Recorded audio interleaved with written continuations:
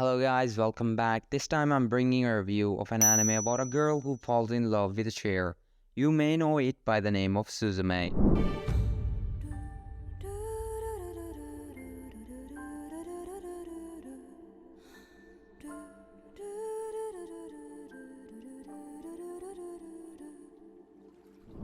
This movie received lots of praises and has a really high rating as well.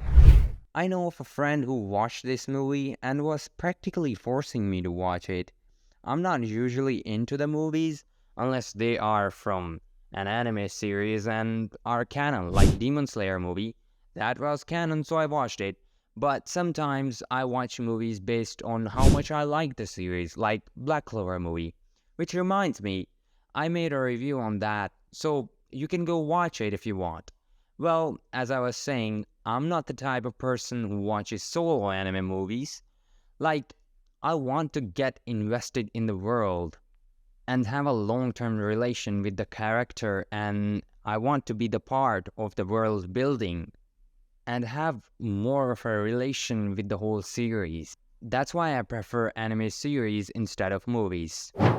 This doesn't mean I never watch anime movies. I watch those who are really famous and receive lots of good comments on them. Like I watched Lupin and I also watched Silent Voice. Both of them were great and lived up to the standards of the hype they had. I have also watched some others as well. But for right now, the big question was that does Suzume live up to the hypes and the standards of these movies? The friend who forced me to watch this movie is fairly new to the anime, so I didn't took his word for the hype he was creating for that movie. Of course, I had to see it myself to have my own opinion on that movie. As the movie starts, you hear a little girl looking for her mother. The whole scenery shows that the place she is in has been through lots of disasters. I mean, a ship on top of that building? The whole movie revolves around a bizarre concept. It's a mystery, fantasy, and science fiction movie.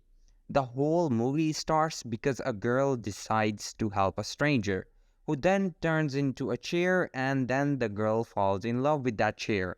And yes, she also has a cat who can talk. What? How can this be a movie? I was surprised at first as well. But you know, the more bizarre the imagination is, the better the story is for those who like anime, right? Well, on a side note, I think, what if that guy never asked for her help? Then this movie would have never happened, and we would have been robbed from such a masterpiece. It is so well crafted and so beautifully animated that you get involved in this movie as soon as the movie starts. That's why they started the movie with such a greatly crafted scene. By that they meant for us to buckle up for the blast of the animation we were about to get. Now I won't lie, the story does take a bit long to get interesting. It doesn't catch your eye as soon as it starts or the first few minutes of the story. For a 2-hour movie, you expect the story to kick off at 15 minutes mark at the most. But it took me more than that for me to understand what was going on. The story has lots of questions and mysteries you want to get answers to, but they're not as appealing at first. But when you start getting answers to them, it becomes more clear that it was worth the wait. But that's not even all. The story blends in with the journey so well that you don't even realize that what is the main objective of the story at this point. Like, you know, the main goal is there, but the journey they have towards reaching that goal and the adventure that Cheer and Suzume go through and the interactions they have with different people during their journey makes it so outstanding movie that you don't get bored after the journey begins. Everything is so well planned and the interactions are so well made that those alone, I think, could make a really good show if the main objective wasn't there. Like, just the journey alone and the interaction, it could have done so well that even without all this fantasy element in the story, but the fantasy element is what makes it even greater. One more thing that happened at the start of the movie that made me thought that I was going to dislike this movie. The scene where Suzume does the stupid Tom and Jerry run and the chase that gets them into the ship that happened to be departing right at that moment, which then takes them to a different story and then kicks off the story from that. That scene was like, this movie is going to be all about this, because I would hate it if it did. But I was wrong, and thank God I was wrong. So apparently, the story main goal is that cat, or the thing we thought was a cat. Turns out it was actually the Keystone by the name of Danji, and was safeguarding the door so that the disaster doesn't hit the earth. And the guy who was looking for the door was a closer named as Sato, whose duty was to close the doors. But Suzume sets that keystone free by mistake, and that keystone curses the closer named as Sato into a chair that he was sitting on. Then Denji runs away from them, and now Suzume and Sato has to find Denji to set everything right, or so they thought.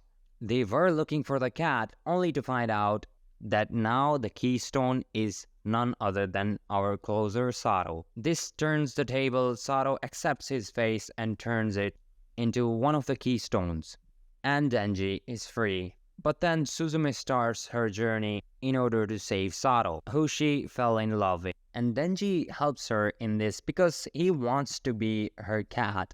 I know the reason is off, but hey, I mean, who are we to question the story?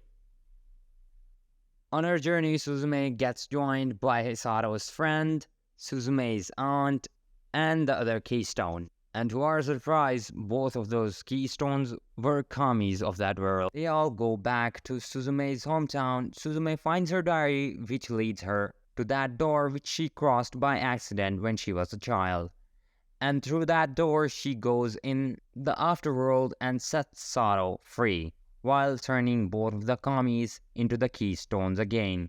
And also, while doing that, removing the threat from Earth.